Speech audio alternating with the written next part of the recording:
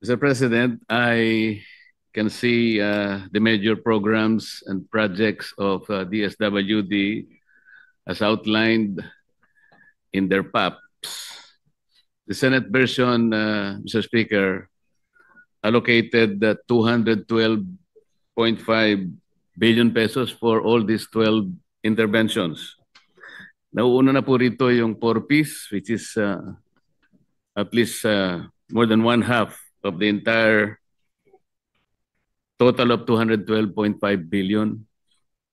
Meron silang social pension, which is 58 billion, protective services, 27 billion, supplementary feeding, 6.6, sustainable livelihood program, 6.1,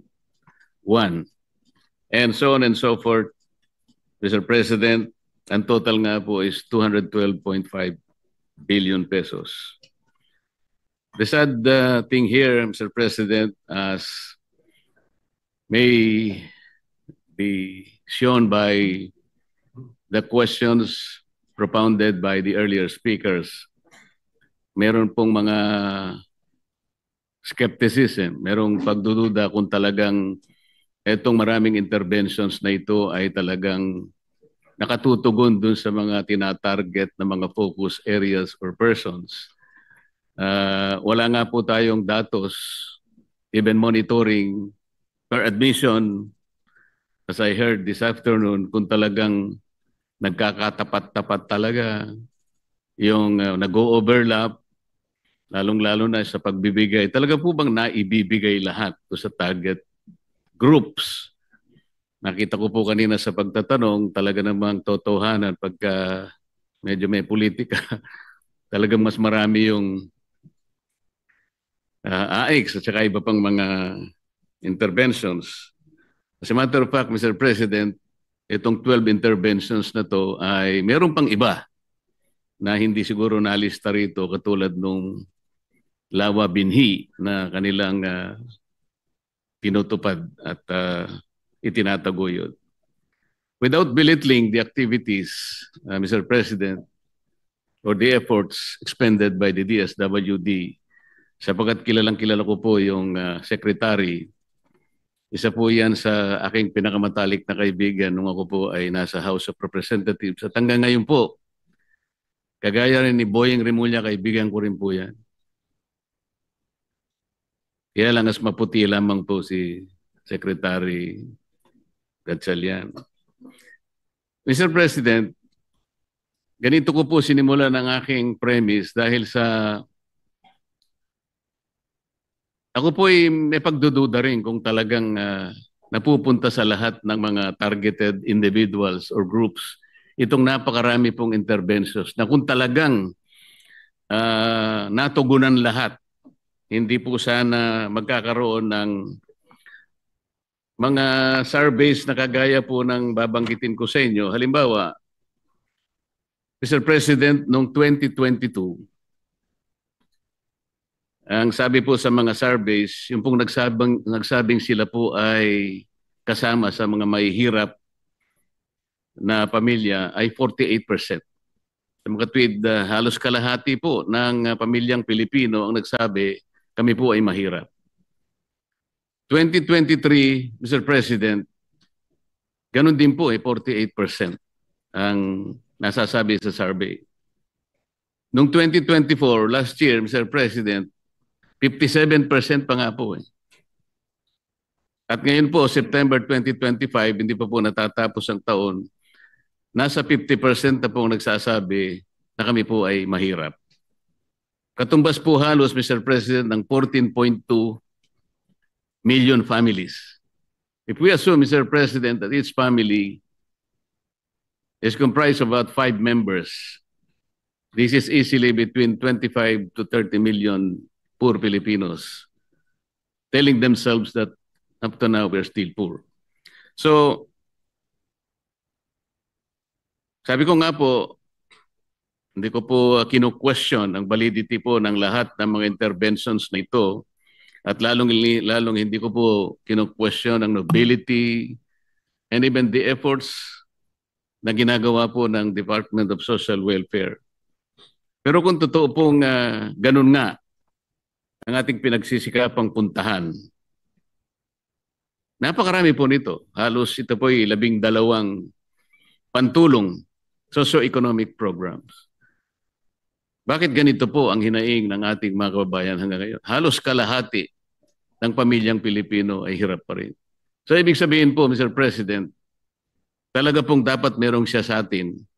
Dapat siguro ay i-review nating mabuti kung saan sumasablay, kung nasaan ang problema, Mr. President. Tama po ba yung assumption ng representasyong ito, Mr. President? So His Honor's question is, why does the Secretary believe that marami pa ring mahirap kahit na marami tayong programa? Yun ho ba ang tanong? It was not the Secretary's assessment, Mr. President. The SWS surveys and the other surveys are the ones assessing the economic plight of our people Yes. from 2022 Yes, up but to this year. what is the question with regards to that survey? The question is, may tama po ba na may sablay o maaring may dapat pang gawin kung po pwede i-revolutionize Ito na nga. itong mga interventions na ito para sa ganun Which is the most? ay hindi po ganito ang naririnig natin na hinain ng ating mga kababayan. Hindi po maliit na bilang ito. 48 to 57% is not a small number. This constitutes, Mr. President, 14.2 million families. At ito pa po ang masakit, Mr. President. March 2025, 27.2 of our people are complaining of involuntary hunger. Ito po yung pinakamasakit siguro. Yung involuntary hunger, Mr. President, gustong kumain ng isang tao, pero wala siyang makain talaga. Ito ang kaawa-awa po na kalagayan ng isang mamamayan na gusto niyang kumain. Sapagkat talaga pong dapat tayong kumain para mabuhay. Hindi po tayo nabubuhay para kumain. Kailangan po tayong kumain para mabuhay. Kung wala po tayong makakain, mahirap po. 22 to 27%, Mr. President. This constitutes about 7.5 million households. Malaking bilang po ito. Kaya with this assessment of surveys, Mr. President, and considering that we have more than 12 interventions, focus and targeting the impoverished, the downtrodden, the marginalized people, pero patuloy pa silang humihibik. Patuloy pa silang napapasaklolo. Stunting is only one of those extensively discussed today. Pero ang pinag-uusapan po doon ay hindi lang pinagugatan noon ay dahil isang bagay lang. Hindi pa napapanganak yung tao, Mr. President, may problema na siguro, kaya ganun ang pangyayari. Kaya kahit na po sabihin nating 1,000 days or even 365 days sa umpisa, may problema pa rin po because the structure ay hindi natin na-address. Yun po yung nakikita ko na ipinahayag ng mga statistics, Mr. President. So the question is the observation valid, Mr. President? The observation that was shared by His Honor is something that has been brought to the attention of the Secretary, and precisely why in the previous interpellation they have pointed out that upon the instructions of the President, they're commissioning a study to see which of these intervention address poverty the most effectively. So I believe in a nutshell that captures His Honor's concern kasi sabi ng ating kasamahan, sa dami-dami ng program, bakit ganito pa rin ang pakiramdam ng mga Pilipino? So the best thing to do is to conduct this study to find out which programs are effective and which programs are not effective. In the earlier interpellation with Senator Alan, I also pointed out that I personally believe that some of these programs may be very effective, but lack of funding may not give the results, the desired results. So we can also look at increasing the funding for these programs. And I'm specifically referring to the 1,000 days kasi ang intervention doon is just 350 pesos. So kung buntis ka, hindi naman baby yung pinapakain mo, nanay ang kakain nun. So 350 pesos a month is 10 pesos additional a day.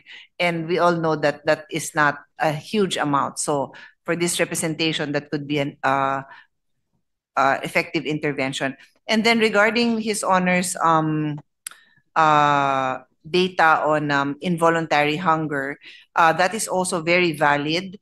But the DSWD also launched a program, yung Walang Gutom, and from there they saw a drop of about 4% of those who consider themselves hungry versus not hungry.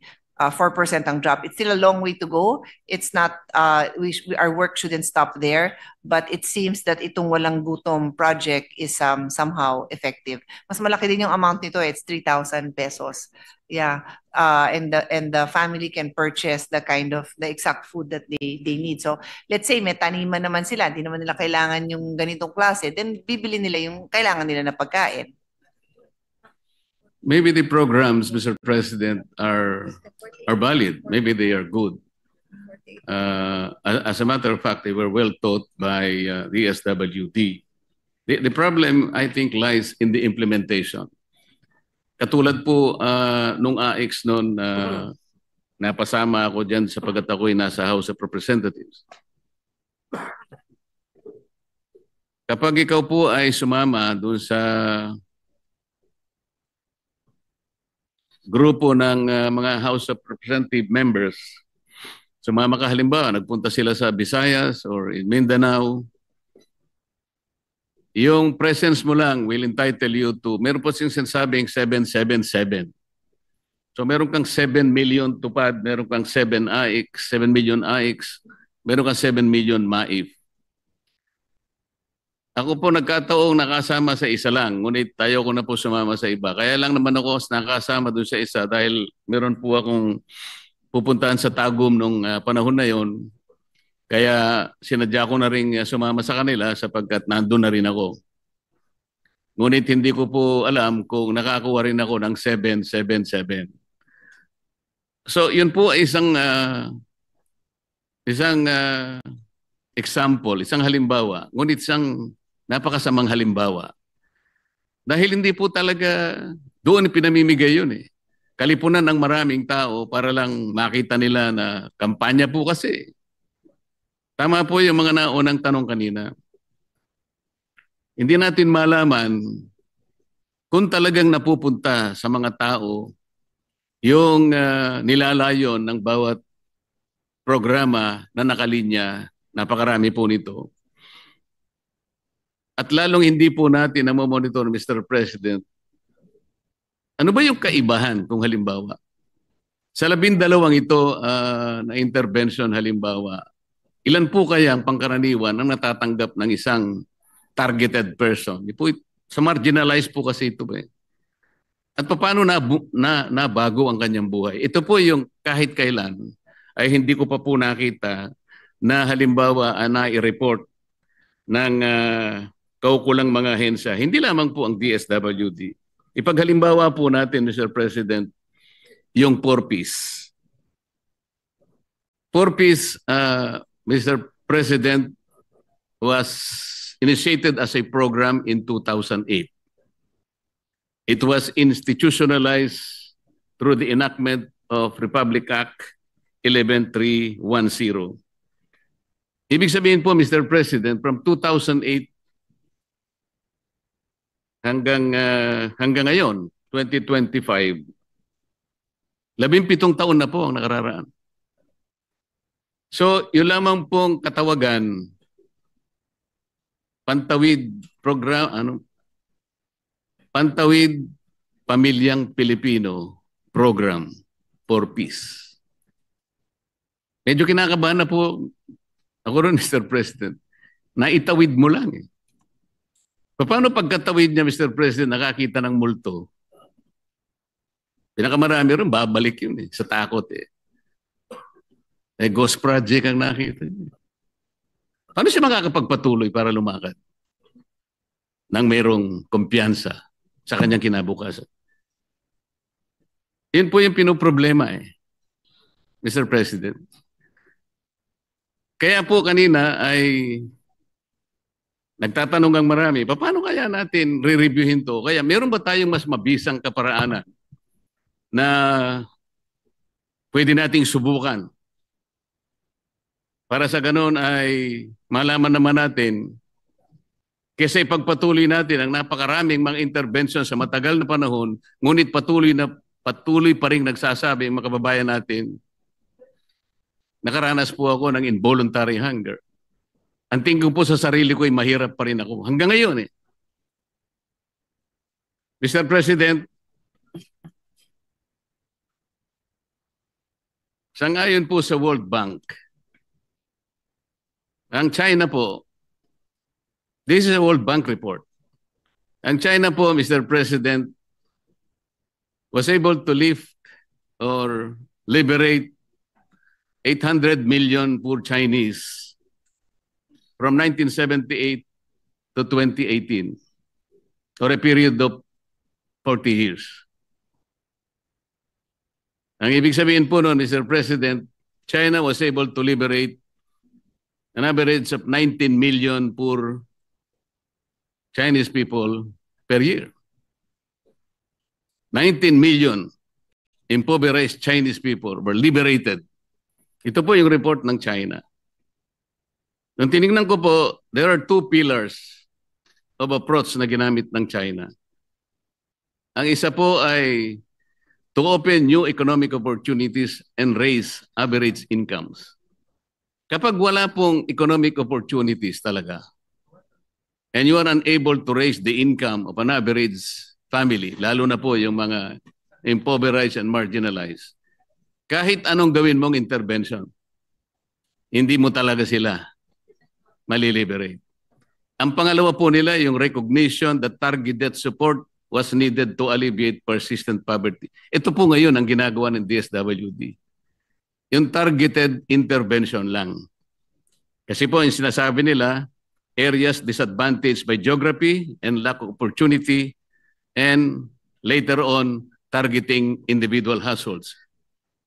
So bago po nila ginawa yon, talagang China was able to raise the average income of their poor families. Without which, yung intervention hindi nila magagawa. And then in 2021, President Xi Jinping, Mr. President, also declared that China has achieved another miracle of eradicating extreme poverty in their country over an 8-year period. So, ibig sabihin, 2021, sinabi niya, 100 million people have been lifted out of poverty. 8 years lang po ang ginamit niya, Mr. President, or an average of 25 million poor Chinese. Doon sa report ng World Bank, 19 million poor Chinese. Bakit ko po dinidistingue ito, Mr. President? And I can even emphasize the importance of this. Kasi po, kung 19 million poor Chinese po ang na-liberate, napag-graduate ng China, magagawa rin po natin Kasi tingnan po natin, Mr. President, ang poverty incidence rate po natin in 2024 is 15.5%. That comprises 17.5 million poor families. 17.5. Ginamit po natin na base 112 million Filipinos in 2024.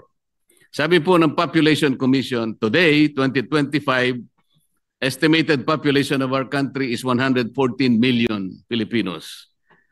So applying the poverty incidence rate of 15.5%, that will be 17.17 million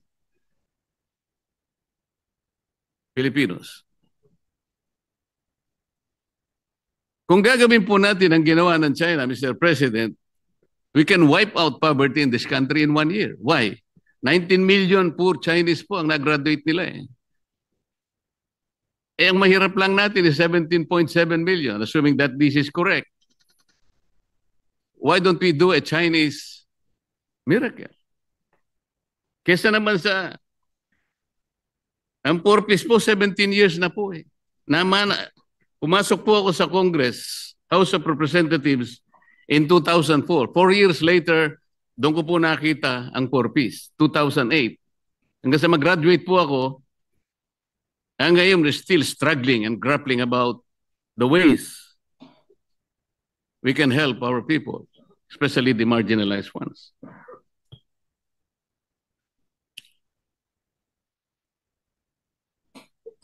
Tama po ba na gamitin kong halimbawa ang China, Mr. President?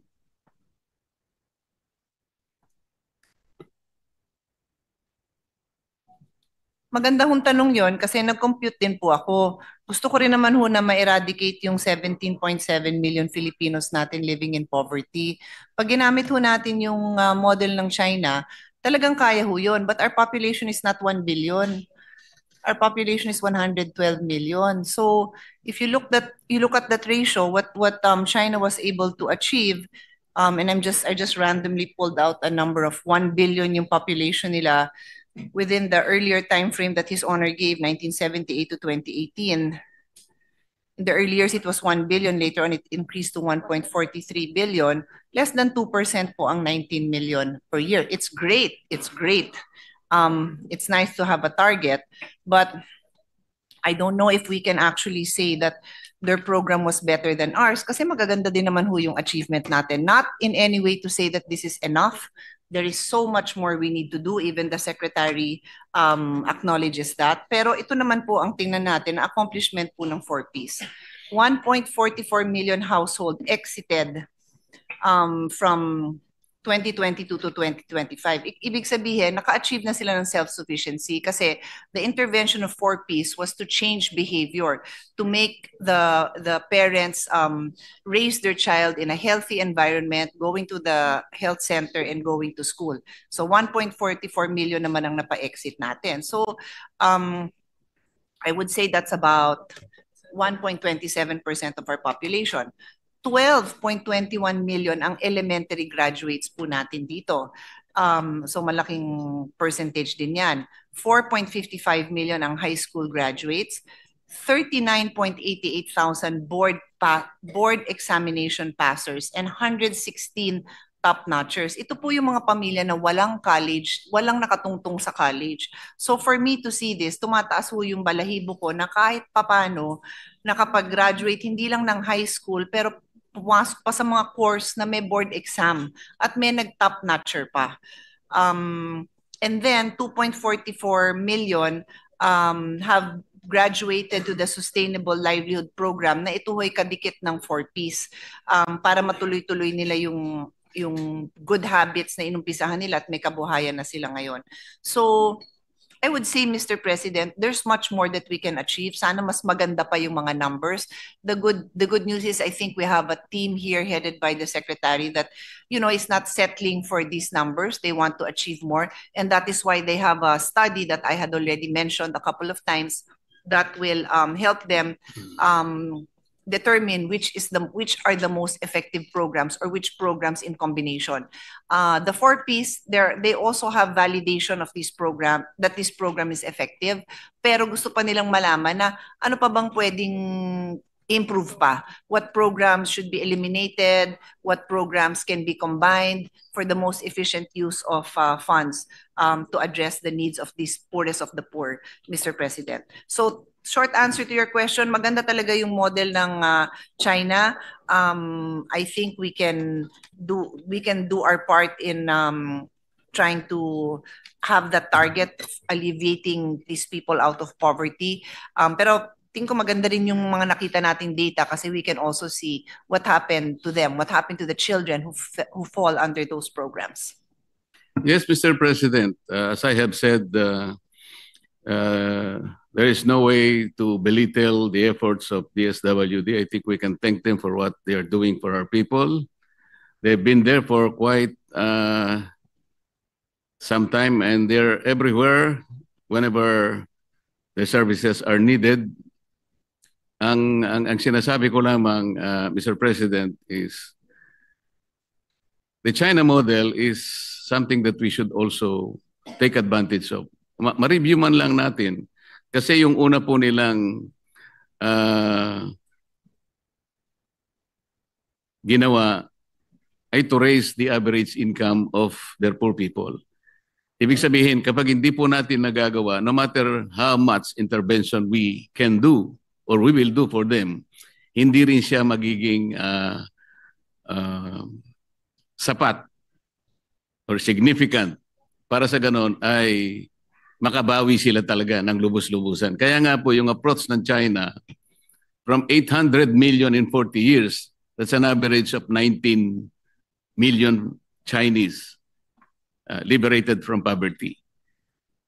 Sana magawa natin yon kung halimbawa makuha natin yung sinasabi nilang economic opportunity that can eventually raise the incomes of these marginalized Filipinos, talagang yung pantulong na lang na interventions, yung makakabawi silang talaga. But until and unless we're able to raise their plight, their economic plight, to the extent that they are able to get an income na makakasapat po sa kanilang pangangailangan, kahit ano pong intervention ng gawin natin. Ito po yung nakita ko sa Chinese model. Kaya po, pupunta po ako sa aking pangalawang suggestion. During the briefing of the Department of Finance, Mr. President, naimungkahi ko po na pwede siguro nating pag-aralan. Let's do away with all these subsidies. Nung briefing na yun, Mr. President, I was using the example of the 2025 budget where I was able to compute subsidies coming from, let's say, AIX, TUPAD, MAIP, PORPIS, etc. I was able to compute the sum total of 194 billion pesos. Parang kapareho din po ngayon, Mr. President, kung titingnan po ninyo yung 12 interventions hanggang doon sa pang-8, yung walang gutom 2027, 194 billion pesos na po yun eh. At ang total, kagaya nga ng aking nabanggit na 212 billion pesos. In that briefing, Mr. President, hypothetically, sinabi ko, if we can eliminate the subsidies, palitan na lang natin ang isang proposition like all households consuming 200 kilowatt hours per month. Ilibre na natin yon. Kinukwento ko po, Mr. President,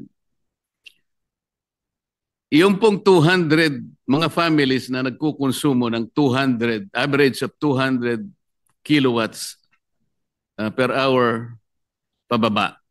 Nandyan po yung pinakamahirap. Easily you can establish 4.5 million families there. Kapag ganun po yung approach na ginawa natin,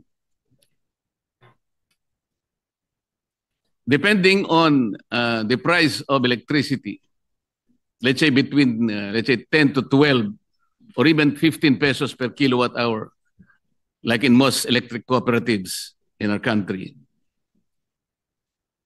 Palagay ko, ang magagasta lang ng gobyerno is between 100 to 120 billion pesos. What is the advantage, Mr. President? The advantage is dire-diretso po sa kanila. Walang corruption. Walang namimili lang. Hindi politiko yung pupunta ron. Hindi yung pasikat lang siya.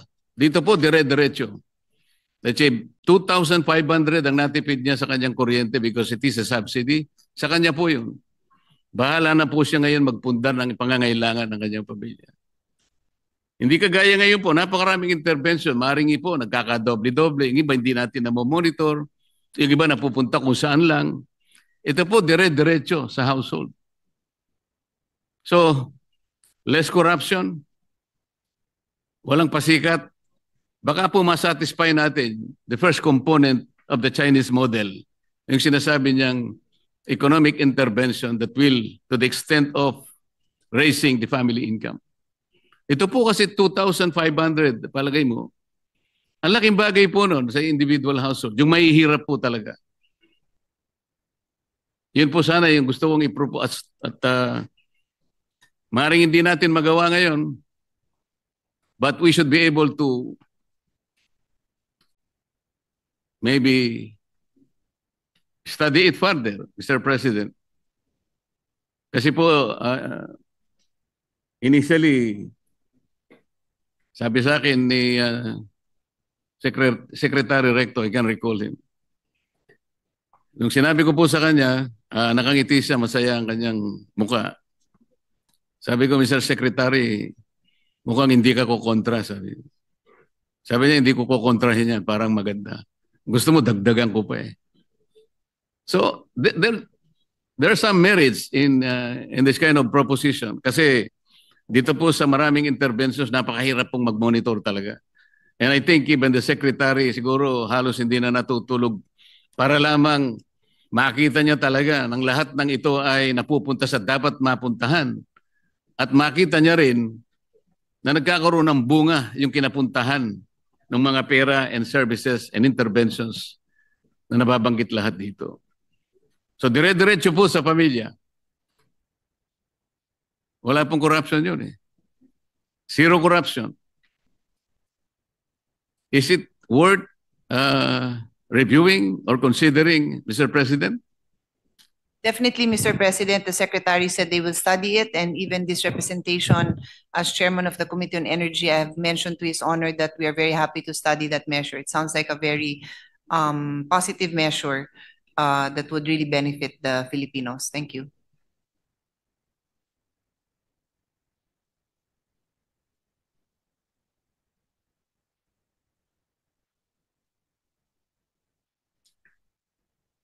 So, salamat po. Ang totoo niyan, meron po kaming panukalang batas tungkol dyan, Mr. President. Sana po pagka ito ay atin ang pinag-uusapan ay maging daan lang para sa ganon ay mapuntahan naman natin yon. Baka sakaling ito po yung hinahanap nating isa sa milagro na ginamit po ng China, Mr. President. Kasi po sa ngayon, napakahirap po talaga. Yun lang pong paghingi ng nagkataon po kasi na ang dami pong binaha. Isa po ako sa talagang gusto rin makatulong sa constituents natin kaya napilitan po akong lumapit sa Department of Social Welfare and Development kasi mabilisan po yun. Napakahirap naman po sapagkat marami ring pumipila. Yung ibang nakuha po namin, ang sabi nila, bakit ka ako parang antagal natin? Kasi po, binebet pa po namin. Iba po kasi nagko-complain, yung mga tuna products po, may parang iba, bulok na po kasi. Sino po ba yung nagbebet noon? Pati nga po yun eh, yung pagre-repack lang, isipin po natin, napakalaking organization ang kakailanganan nyo. Bibili kayo, magpo-procure kayo, i-repack natin. Doon pa lang sa pagre-repack po, ilang milyon po, ilang bilyon po ang ating gagastusin dyan. Samantalang kung diretso na po yung 2,500 sa household, siya na po bibili ng pangangailangan niya. Kung ilang pirasong sardinas ang gusto niyang bilhin, nasa kanya na yun. Doon siya bibili ng gamot. Eh yung pong nakuha ko pong, ayaw ko na pong kunin dahil nung makita ko po yung non-food items po, lalo na po yung pasensya na po, yung mga undergarments po, underwear. May nakita po ako, sabi ko, paano ko ibibigay ito? Napakalaki. Sa size po ng Pilipino, palagay ko po, wala pong makapagsusuot nun eh. Siguro po kung yung mga wrestler po, pwedeng isuot po nila yung, iba po naman napakasikip. Yung iba naman po napakadipis. So, sino po ba yung, so ito lamang po eh. Ayoko na pong bumati o bumasi sa ganitong mga pagtatanong. Pero doon pa lang po malaking problema na eh. Yung procurement lang po, intervention lang po ito eh. Para bumili ka, i-repack mo at ipamigay mo, ilagay mo po sa mga bodega. ang dami pong organization, ang daming effort, ang daming man hours, ilang pong tao ang gaganap nito. Kaya po siguro hindi nagiging masyadong effective kahit na napakaganda po ng programa. So salamat po Mr. President. Naihayag ko po yung maaring alternative na pwede nating gawin. Salamat Secretary Rex sa pagtulong mo sa ating mga kababayan kahit na mahirap, talagang ginagampanan mo pa rin ang tungkulin mo hanggang ngayon. Maraming salamat po Madam Chair and Mr. President. Thank you,